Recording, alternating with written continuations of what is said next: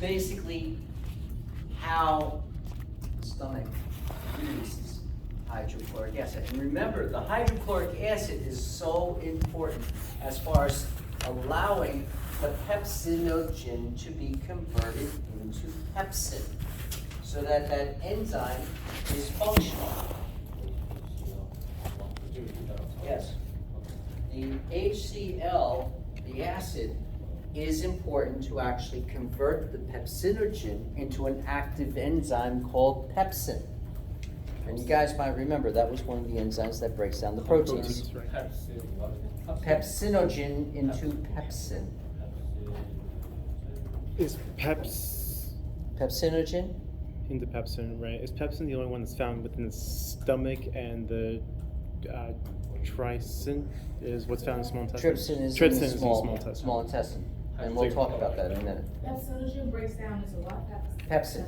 And pepsin is the. And pepsin is the enzyme that actually breaks down the proteins. Now, you guys eat meat? No. Yes. But you eat protein. Yes. Okay. One of the things that when we're eating foods,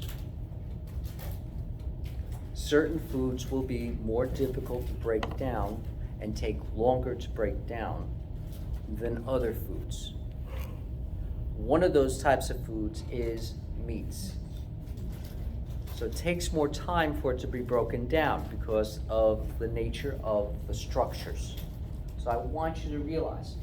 And as you guys notice, when we actually have enzymes and they come in contact with a low pH, what happens? From your lab, They don't function as well. they don't function as well, They don't- which means they are breaking Breaking down. down. Yeah. Okay? So when you're looking at it, and this is why I'm trying to tell you, and I want you to kind of get some of your own insight from what you've been studying, that basically what happens is that low pH, the acidic pH, does also have an effect on proteins. So in the stomach, basically the thing that we see breaking down there, chemically, is proteins. You still may have some of the amylase from the salivary glands for functioning, but it's not completely doing that at that point. So in the stomach, most of what's being broken down is protein. Proteins, yes. Okay?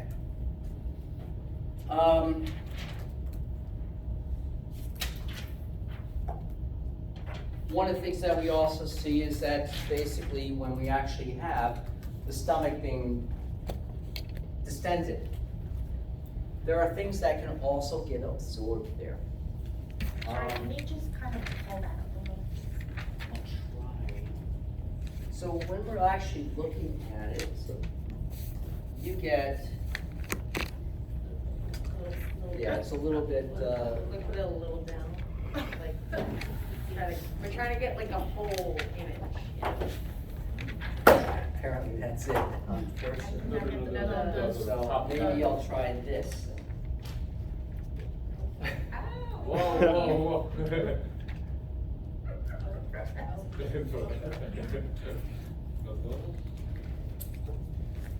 Let's see if this works. Oh, wait. I'm gonna try. No, we're good. Okay? Yes, you go. thank you. It's much smaller.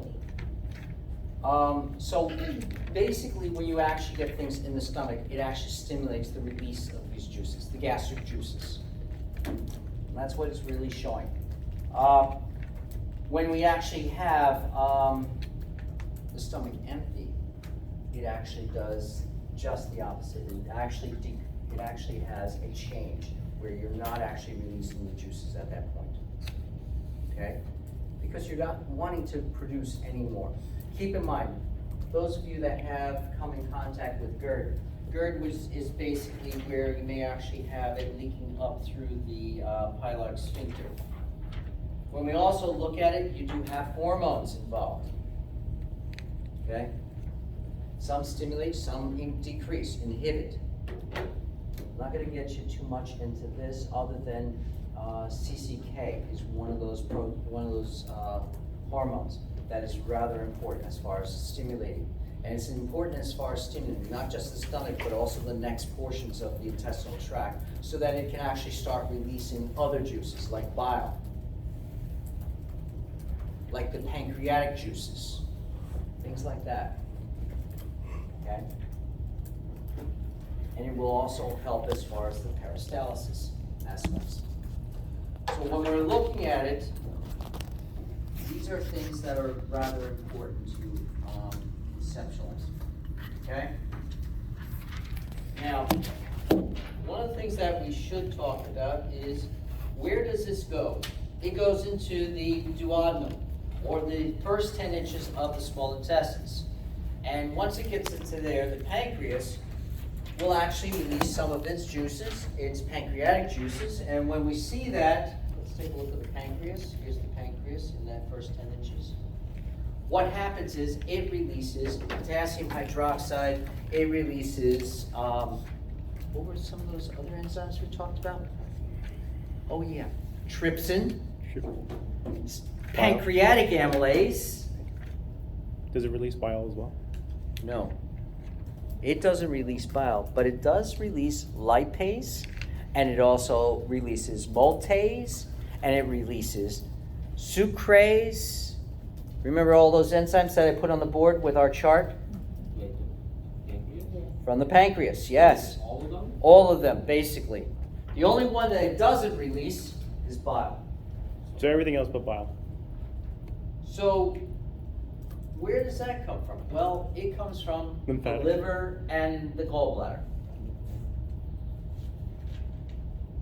So, remember I showed you there's that model upstairs with the pancreas and the liver and the gallbladder. I told you guys to take a look at it yesterday. What happens is there's actually more than one duct from the pancreas, but there's also a joining with the liver and the hypocranial? No. and the gallbladder.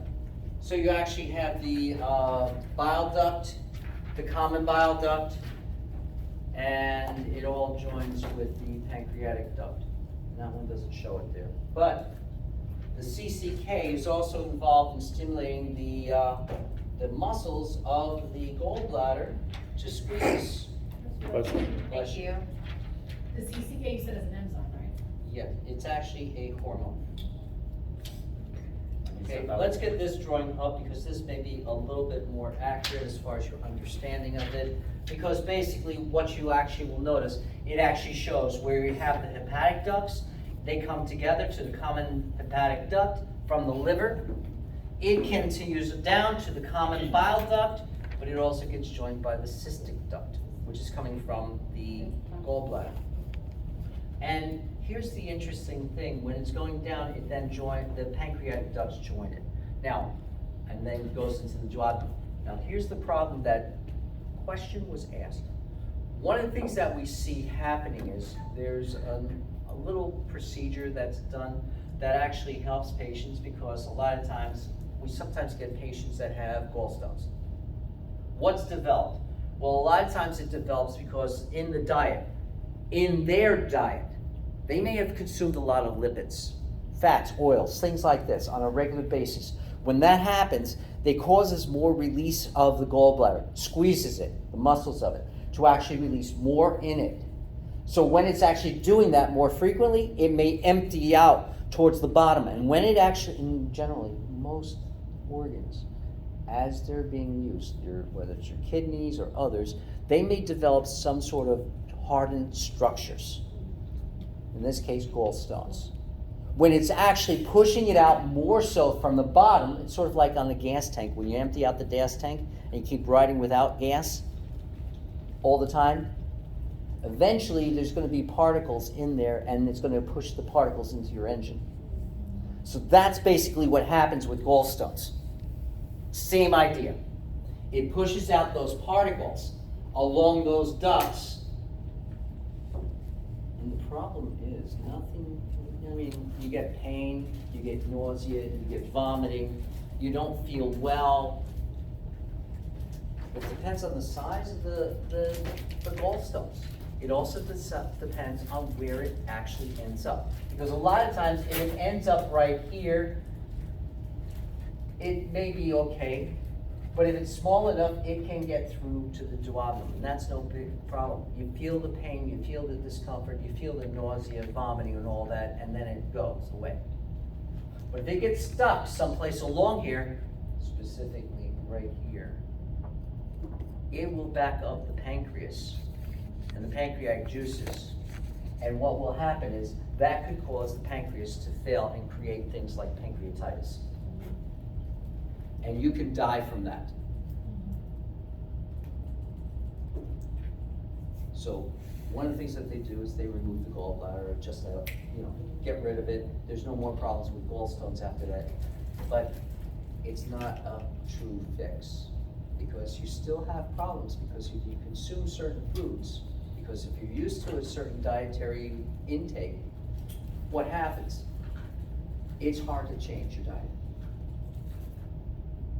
And I will tell you, as you guys know, effects of that may be social, they may be socioeconomic, they may be locational.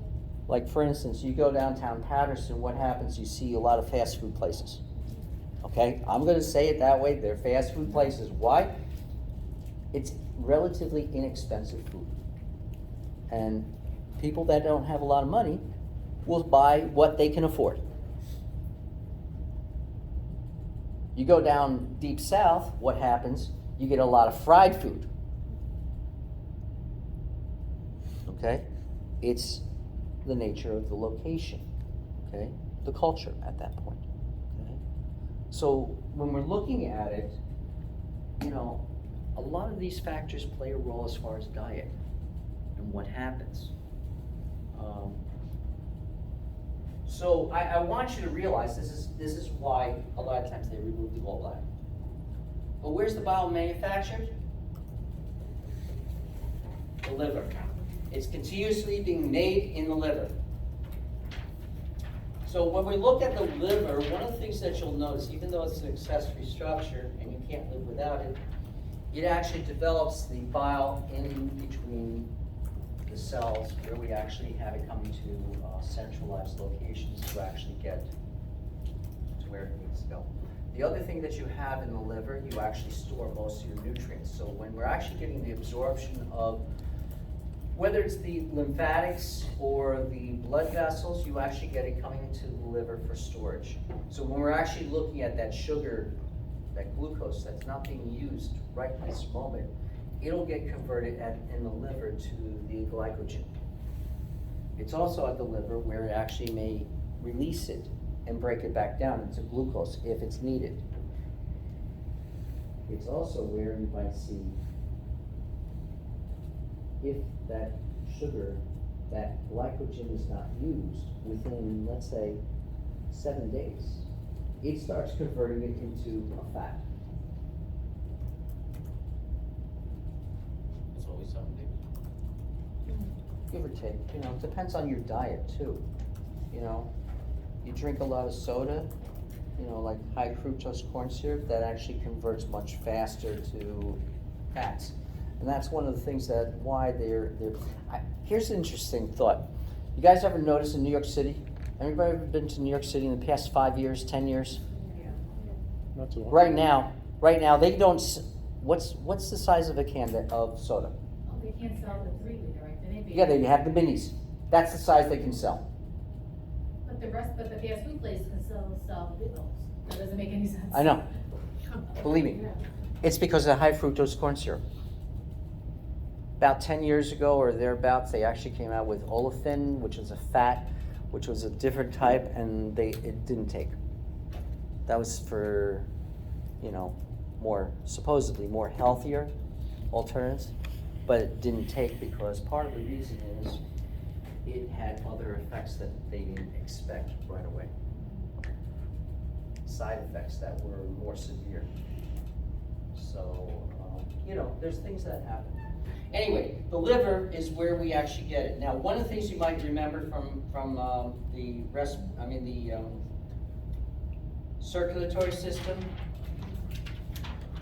basically, we actually also have blood supply to the liver in a certain way.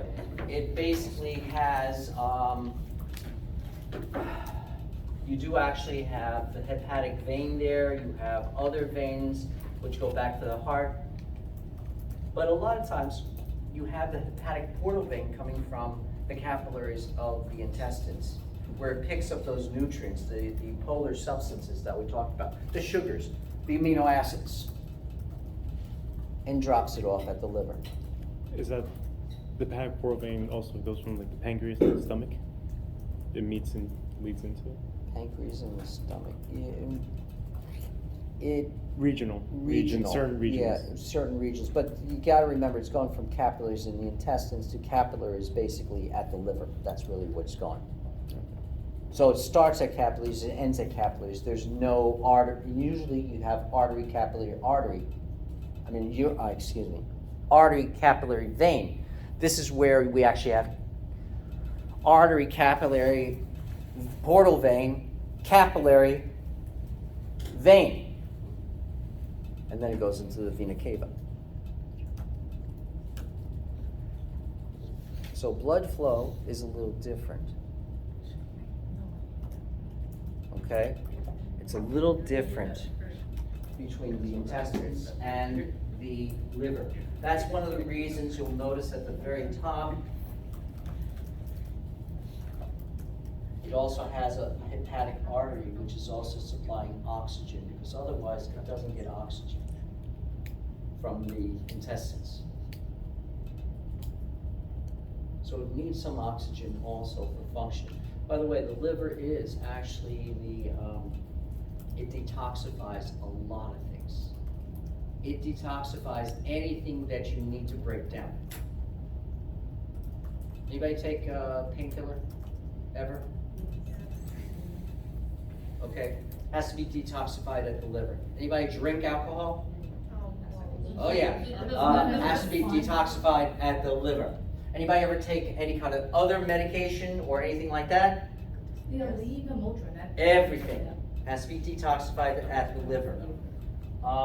So one of the things that I want you to think about, and this may also tie in with what we were talking about before, small molecules like alcohol starts to go in at the stomach to be absorbed, or in the esophagus. Some medications like vitamin B12, vitamin B12 can be absorbed under the tongue through the mucous membranes. Okay, but now medication, like say if you take a 10 milligram pill, right? By the time it actually like gets to the stomach, it probably cuts to like what, 7 or 8 milligrams, you're not even receiving the whole dose. So from there, from the stomach, it's gonna go into the liver, and that's where it's gonna detoxify, you said? It depends on the medication, how big the molecule is. Because like the psychotropic drugs, Okay. like it's really big, Yeah. because that's the process of blood. So it may actually take longer to get down into the intestine, into the blood supply. Longer but no less dose. Longer but no less dose. Yeah, and a lot of times when they actually identify how much it is, let's look at it from this point That's of why view. there is the rapid release pills now. Let's look at it from this point of view. I've seen aspirin from other parts of the world. They actually have it in a powder form. Why? Because it doesn't have all the binders, it doesn't have all the stuff, and it's also broken up. I used to have a doctor that he used to say, if you took aspirin, he wanted you to actually dissolve it on your tongue before you swallowed it. How's that taste, you guys? Bitter. It's very bitter. But the reasoning, the rationale is because you get a tablet that's one big thing, what happens? You can't dissolve it as easily. But it broken up into its molecular components, it's able to break down and absorb much quicker. That's one of the reasons why you'll see medications that have gone from tablets to caplets to gel caps to liquid gel caps, because liquid gel caps are in the molecular form as opposed to having all those binders and things like that. When we also look at the smaller the molecule, I mean, some of these molecules may be still sizable, and they usually identify how much it's needed, even if it breaks down at the stomach, how much is needed to actually get the dose you need by the time it gets past the stomach.